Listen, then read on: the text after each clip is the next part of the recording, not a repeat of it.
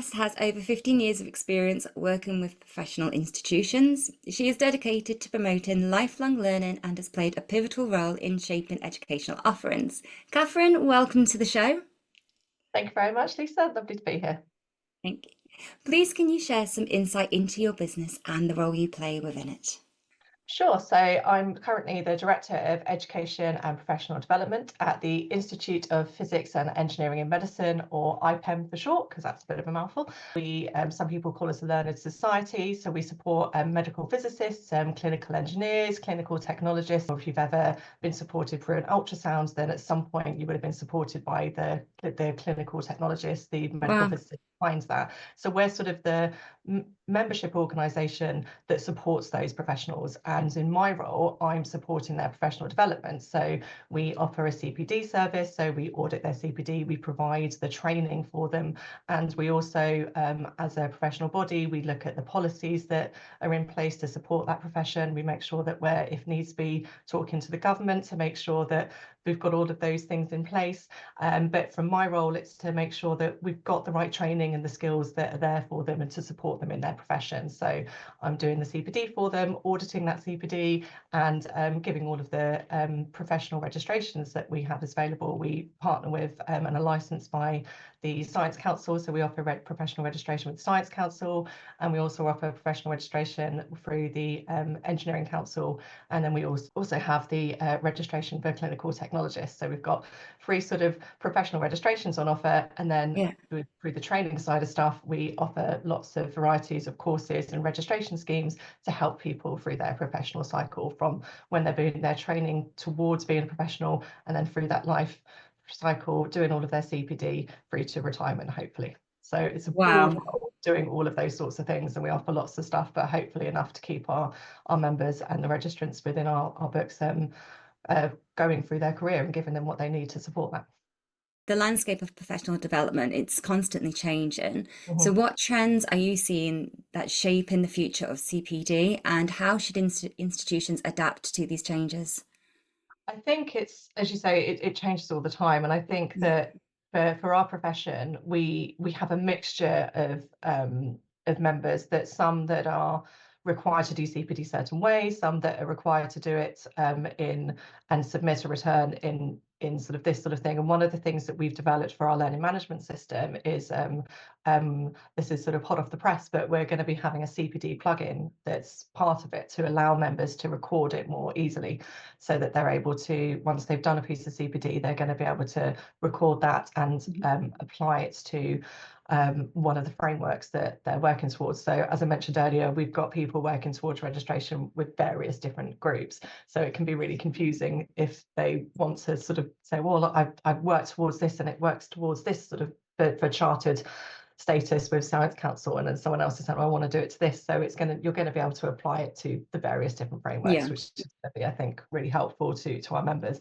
Specific in the industry that's making the landscape more challenging to operate? I think in our space, there's obviously a lot of changes going on within the NHS at the moment. We've got a lot of members that work within the NHS, given the space that we work, and I think the budget constraints within there does hinder a lot of that. We do offer, there's a lot of things that are out there for free. We have some free content, and there's lots of things, but as with any organisation, we can't run everything as a free of charge, and so it's difficult to be able to provide really good quality content that is low cost, and so it's that balance, being able to for our members to keep up to date with the CPD that they need to do without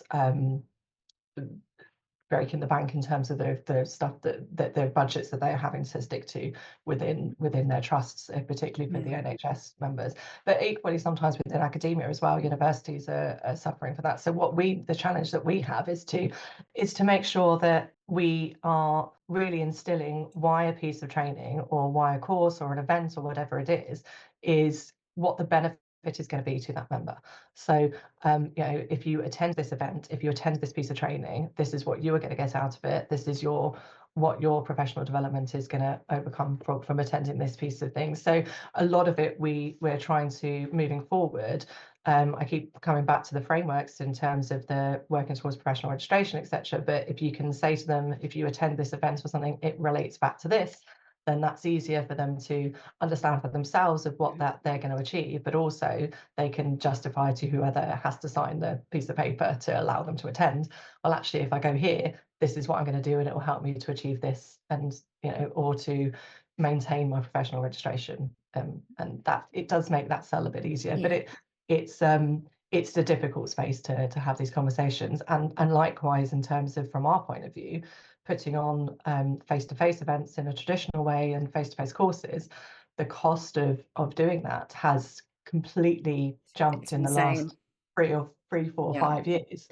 Post COVID, these things have gone up, and obviously they're putting on the things because their costs have gone up, but that's been tricky.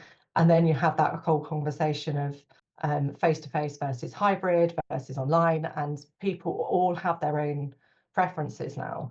And it's tricky to get that balance of having a program of training and events and courses that will suit Yeah. everybody, and you're never going to get that right. So it's trying to have something for everyone that will have something that someone can always do, but trying to also get a suite of stuff across your provision that has a bit of different taste and things. As I said, we've got lots of different types of people working within the space, and so you want to have a varied program, but also varied in terms of how it's delivered.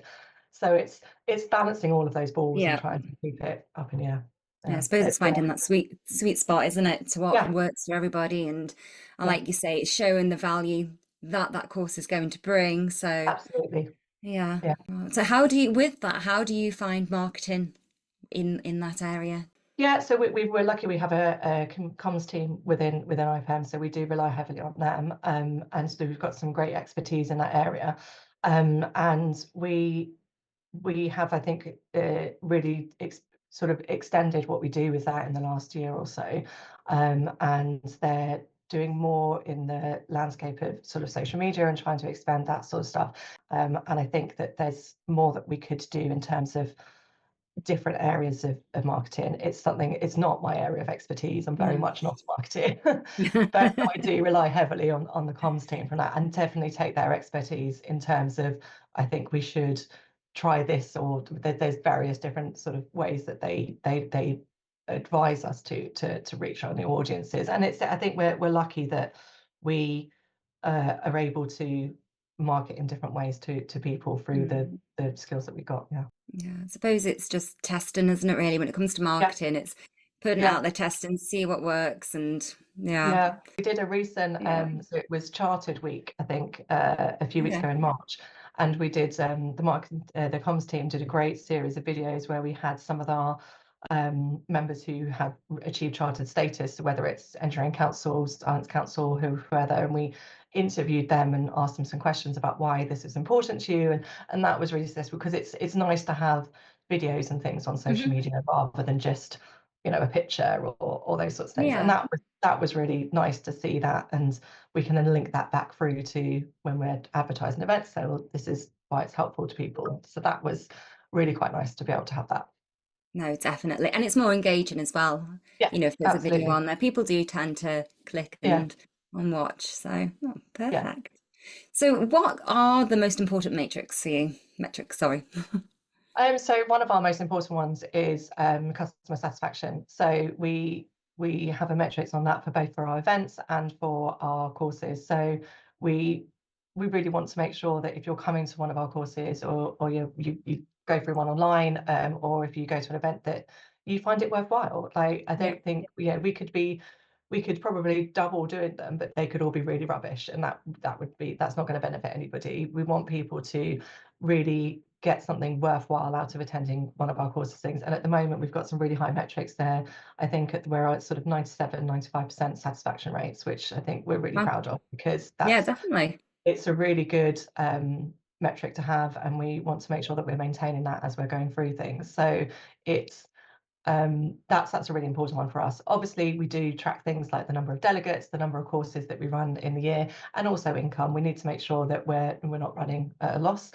We Yeah. are a charity, so we don't need to make excessive income. We want to make sure that we're covering our courses and being able to then do more courses in the next year, more events in the next year. We don't need to have a huge amount of reserves. We just need to be able to survive and then do more Yeah. in Just keep the end. going. Yeah. So, but those are the main things: is the customer satisfaction, and the number of courses and the number of delegates that we're doing to make sure that we're doing the right things for the right people. We don't want to be running a course that only 3 people were interested in. If we did, No, then we probably wouldn't run it the next year. exactly, exactly. So what Yeah. would your goals for the next 12 months look like looking ahead? So our goals for the next 12 months are, we've obviously just tipped our toe into the learning management system. So we're going to be looking at um, launching that a bit more. So we've done a bit of a soft launch so far. So that's going to be more of a harder launch when we've got more content on there, and then it's growing the content with that and Yeah. launching it more to our members and to wider use. It's not just for members. There will be stuff there that's member only content, because you've got to give something to the members that other people don't get. A bit of a member value Exactly. proposition, absolutely. So it's going to be growing that area, and putting some more content on there, and looking forward to 2026. We're already looking at what we're going to be delivering in 2026. We've got some exciting changes in terms of what we're going to be doing with our events. We've got a big annual conference that we do every year, that we're looking at how that's going to look in 2026. So sort of tying things in with that, with training, and see how that would work with CPD. So sort of putting those bits together, that's going to be exciting. And yeah, just sort of growing the content and looking ahead to do more internationally as well. That's one of my goals for this year, because we've got a lot of stuff that is relevant internationally, and I Hmm. think there's a bit of an appetite there, and so we really want to be able to help with people to deliver that. So yeah, we're sort of dipping our toes more into the international market as well. So that's Wow. something we want to do. Brilliant. So what markets are you thinking of going, but So internationally? at the moment, we've got well, a bit of a base in terms of the Caribbean. They're probably looking towards India and the Middle East as well. So we've got busy times ahead, but exciting times, definitely. Perfect. And what would you say your biggest frustrations are? Oh, I think my biggest frustrations are um, getting some people to understand the importance of CPD. Yeah. And it's so Um, important. It really It's so is. important, Yeah. and I think that sometimes you can, because we have that sort of duality with CPD. Some people really get it and really excited about it and want to do as much as they can. Some Hmm. people see it as a burden, and I think for me, it's, I guess, because of what I do, it's it's easy for Yeah. me to see that it's so important, and that it's everybody does it. And I think that people sort of feel that CPD is that, oh, I have to go on a course, whereas I see is that it's what you should be doing as part of your role, regardless of what you do, and it's an opportunity to Hmm. develop more and to take on more. And I get excited by it, so that frustrates Yeah. me. And I think also just sometimes the time it takes to set things up that you think are going to be simple. Yeah. Oh, yeah. Right, sometimes you'll get a new piece of a new course or a new event, and you think, oh, this is going to be an easy one, and it takes forever because of various obstacles you didn't see coming. And then sometimes you think Mm. something that's going to take a long time takes less, and it's just all those little obstacles that they just sort of keep you going. Yes, absolutely.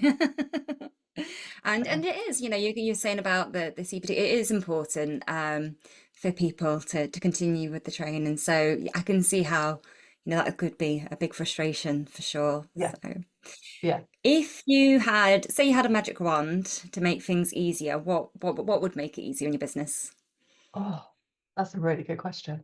Um, I think what would make it easier, everyone having to do some form of training and but having the funds from their employers easily. I think that would be Yeah. easier, Hmm. because from us, that is a real sticking point. People want to do the courses, but they struggle with getting the permission because their employers don't understand the benefit. So as Yeah, much as it's we getting can to do understand the value. it's as much as we can provide that information and the individual gets it, it's by the time they go to whoever has to sign it, that person doesn't get it. So I think for us, it's if we can understand how to talk to that person better, then Yeah. because it's always a different person in every different business, then that would make it a lot easier. So Okay. that the individual can benefit. It's been a pleasure speaking with you today. It's Thank you truly so much. inspiring. You know, what you're doing is amazing. Thank you. So thank you for sharing that with us. And thank you for being on the show. Thank you so much, Liz. It's been a pleasure talking to you.